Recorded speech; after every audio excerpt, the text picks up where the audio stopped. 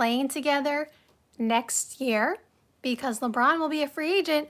And now all the rumors after he was on the boat, with, I believe it was Jokic's agent. So let's talk about that in today's live stream. And I want to talk about, the potential Rookie of the Year candidates. So first, let's talk about the LeBron James thing, because of course, when LeBron James is, seen and photographed on a boat with, again, Jokic's agent, again, I believe that's who it was, of course, rumors are going to start swirling.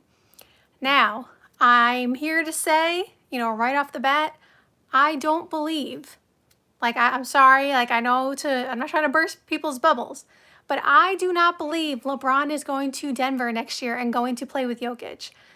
I don't think, the meeting had anything to do with that. And, since the photo has come out, a lot of people have agreed with that sentiment.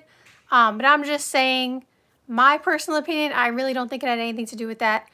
I do not see LeBron going to Denver. I don't see it any way, shape, or form. It has nothing to do with Jokic, obviously, as a player. I don't see that happening, right? So, again, to clear that out of the way from, my opinion, obviously they were talking about things, probably business things and all that stuff. There is an alleged report, I want to make sure I say alleged, that there was some kind of conversation about, the potential Euro League that the NBA has floated around as well. So again, all alleged. I don't try to talk about stuff that really isn't some kind of concrete evidence, of course, on this channel. But I just want to give my opinion on that. If, the NBA is starting to, move forward with that, and that LeBron James, if he's potentially involved in that, Euro League, and my opinion on that. So the report, again, allegedly, is that it's something like 6 men's team and 6 women's team, and so it'd only be 12 teams, and it's like something like that. And if you play in the Euro League that they're building or potentially building, you can't play in the NBA. It's a full-time commitment, so you can't go back and forth. Again, I don't know how all the details work. We don't even know if this is actually happening, of course. Again, alleged, but I would assume there is a way where you fulfill your contract, kind of the same way you fulfill your contract in the NBA. And then you can go play overseas. So maybe there's some kind of stipulation like that. But the rule that I saw apparently right now is you can't, play in both leagues. So maybe this Euro League thing is more of a summer thing in the off season when, NBA season is not happening. And maybe that's why they had to specify that in the alleged details. I don't know. So I'm just saying those are the, reported potential details that we sort of know. Right? So with that being said, if the NBA and LeBron James' involvement in starting in some kind of Euro League, how do we feel about that? I mean, I feel like it can go a few ways. I feel like, of course, from the league standpoint, just talking about the NBA, they have seen a rise in not only global, fans from all around the world, international, but also NBA players coming from international countries and continents and, other continents. Because obviously Victor Wembanyama was the first overall pick from France. And since Victor Wembanyama has been picked, by the way, I don't know if you've noticed, but there's been a lot of people from France, not a lot, but a lot compared to prior to Wemby being drafted. I feel like there was 6 guys from France drafted in the first round or in the draft this year. Correct me if I'm wrong. So the international, the amount of international players is increasing, which is not a bad thing. But I'm just saying because it is becoming more global of a sport, kind of how soccer or football, as they call it in the European countries and stuff like that, because that is a global sport and stuff like that, fans all around the world root for different soccer teams or football teams, whatever you call it. So the league has seen, like I said, a rise in fans around the world. And so now they're thinking okay, we have enough support from players and, I guess, organizations and trainers and, scouts and NBA teams, whatever, to expand to a potential EuroLeague. And we see that every year now. They have like 2 international games. And I think it just came out in the schedule like yesterday or today or something like that, that they're having, or the Orlando Magic I know was on the schedule for maybe it was this year playing in Berlin or something. I know there's a Paris one in 2028, and I don't remember what the other one is, but like they're having international games, every year. Obviously, there is a market for new fans and stuff like that. And, talent, again, is not just limited to the United States, to North America, Canada, all that stuff. Talent is coming from the European countries, Japan, China, like every country around the world. I don't want to name every country, but like the point is, because it has become such a global sport, I can understand why the NBA is looking to potentially, cash in on that, I guess, if you want to say. That's not necessarily the nicest way to say it, but the NBA is a business. So this is a way for them to make money. Like, they wouldn't be expanding into a EuroLeague if they couldn't, or they thought they couldn't make money. We'd love to say that it's just because they love the sport so much that they just want to, have basketball around the world. And that is true too. Like, of course, when you are the NBA, when you're Adam Silver, your product, your business is basketball. You want to see it everywhere around the world. So fair enough. But it is also a business, and it's about making money. And so they obviously see a pathway where they can make money potentially in this EuroLeague that they might create. So the interesting thing, so again, I don't see any fault with the league trying to do this. Will it actually happen and come to fruition? And will it work? I don't know. Because like, it's hard to start a new league. Like, it's hard not only to start a new league, because the NBA obviously has, the capital and stuff to do that. So the money is not the issue, but like, to get everybody on board and to get the fandom to be the way that it is for obviously all the major sports in like North America, the NBA, the NFL, the MLB, the NHL, and obviously soccer, again, around the world, or football, whatever you call it. So you can start a new league, but that doesn't mean that it's going to have the cachet the way that the NBA does. Like, it's something, a reputation that you build over time. Sure, it has the NBA's name on it, but that doesn't necessarily mean that fans are going to flock to watch this EuroLeague, right? So that is one, I guess, concern that you could say. Again, I don't think there's any harm in trying, of course, if the NBA has these plans set in place, because, again, clearly they see an opening in the market. But I'm just saying, like, I don't think it's fair to just assume just because the NBA is successful right now that this EuroLeague would immediately be successful. Now, maybe it would as time goes on, because, again, you have to build a reputation. Because remember, the NBA, I don't think it was even profitable until at least Magic and Bird came along. And that was when it got really popular, of course. I don't even know if they were profitable even during that era. I don't know. Correct me if I'm wrong. Because I don't know what their financials were. But we know that the league obviously was, not what it is today. Like, they did not have the fans, the TV deals, the money, like the salaries were not what they are today. So they were not profitable. Let's just say they got profitable in the Magic and Bird era, because, again, I don't know. We're talking about the NBA was established in, 1949? 59, 69, 79, because the Magic and Bird rivalry was like in the 80s, early 80s and stuff like that. So we're talking about 30 years of no profits or some profit or whatever, right? So my whole point is, I don't see any harm in trying if they see a market, but is it going to work right away? You kind of, again, have to build that reputation and that relationship to show that it'll work, because fans in different countries are different than fans in, the United States, for example, for the NBA. Like, everybody has different cultures.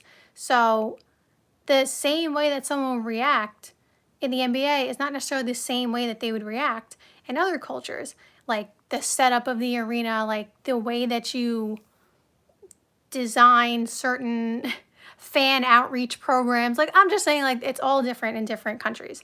So I don't think it's going to be unsuccessful if the alleged report is true. I'm just saying it may take some time for it to actually, catch on. And then from LeBron James' standpoint of him, potentially being involved, not really surprising because we've heard LeBron James wanting to be an owner of an NBA team. Of course, the NBA has, talked about expansion and potentially, new team in Las Vegas and Seattle are the two teams that are always mentioned. The two cities that are always mentioned. So, and I don't know if LeBron said specifically he would like to own a team in Las Vegas, but he definitely said he would like to own an NBA team one day. So him potentially being involved in this, EuroLeague expansion, whatever, that doesn't surprise me. Because, maybe, again, if they, because two things. One, I talked about the expansion on this channel actually recently and how the NBA is not struggling to expand, but struggling to get every owner on board with expansion. And so I don't know how this applies for starting a whole new league, in terms of ownership approval and all that stuff. It's a completely different ballgame. But in terms of expansion, we've heard that they have had some setbacks on getting every owner, excited and approved about, getting two new teams in the NBA. So if they can't do that, maybe the EuroLeague expansion is different, and maybe this is a way, again, if they can't expand, that LeBron can own a team, because obviously if there's 12 teams, there's going to be ownership spots available. So I'm not surprised that LeBron might be involved. Again, I don't know if any of this is actually happening or true, of course. I just wanted to talk about it because I did think it was an interesting topic. I think it's an interesting concept, and we'll see if it works out.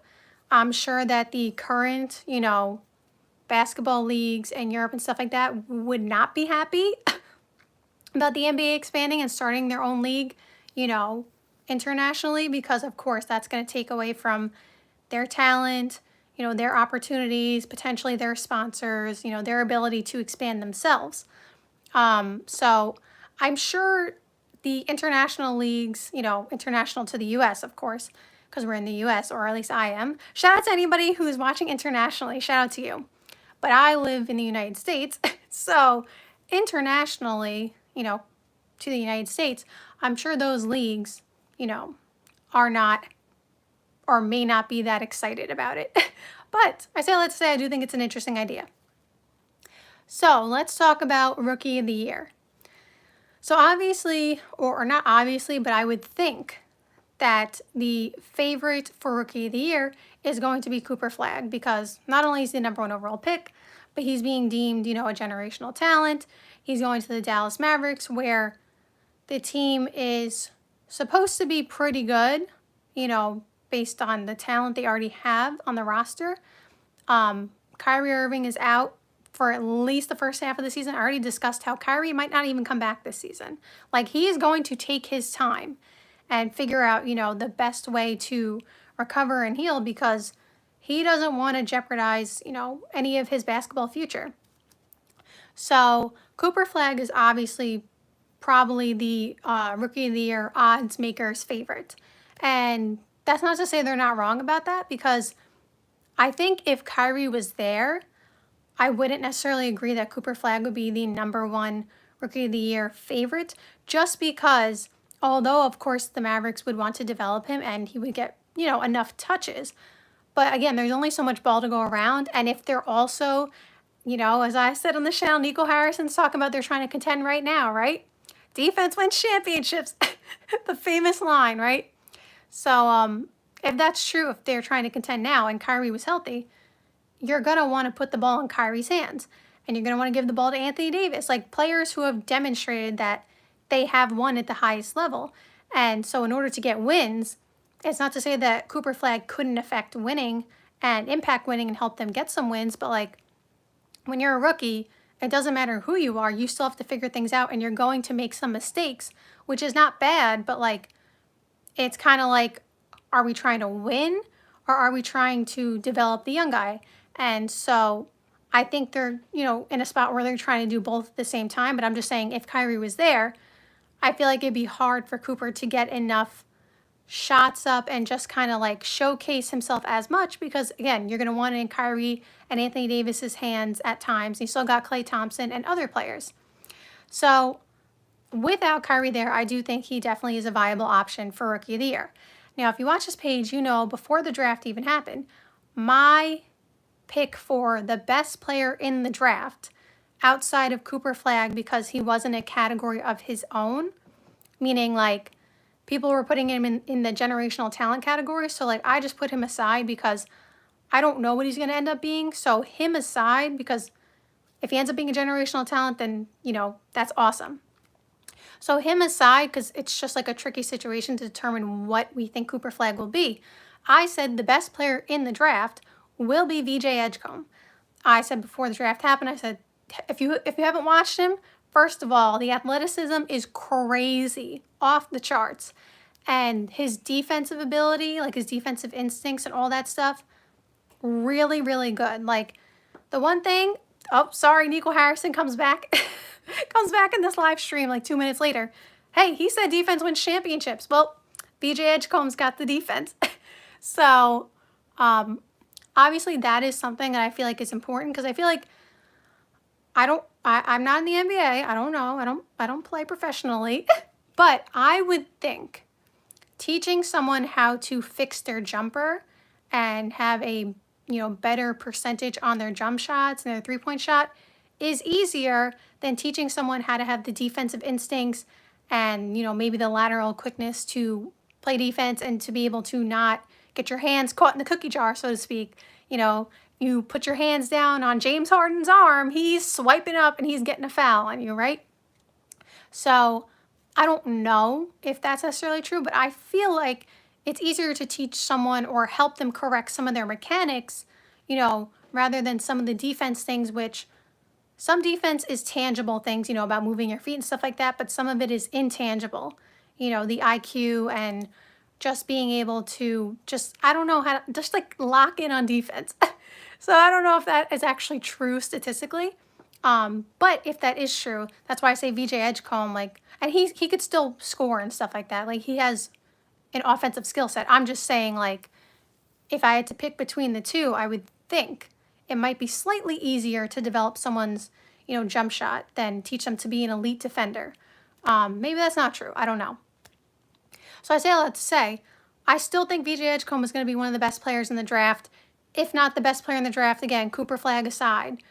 I think he has all the upside, all the potential, and the Sixers are very lucky to get him because they are all in, of course, on winning still, but of course the health of Joel Embiid and Paul George is in big time question. So if all else fails, now they have Tyrese Maxey, who developed into a clear all-star caliber player, and we know he's just getting better, and VJ Edgecombe, who again, in my opinion, could be the best player in this draft, which would be an all-star caliber player at the minimum. Now you have two of them on your roster if the Paul George and Joel Embiid thing doesn't work out. So they kind of have a little bit of a, you know, cushion for the future, so to speak. Like they're not in a really bad position where it's like they went all in on Joel Embiid and Paul George and they don't really have any young talent, you know, for the future where like, because like every team has some kind of young talent and stuff like that, but I'm saying like some young talent where you think that they're going to be an all-star caliber player. And I do think the Sixers have that. So watch out for VJ Edgecombe for Rookie of the Year. So thank you guys so much for watching this live stream. I hope you enjoyed and see you soon.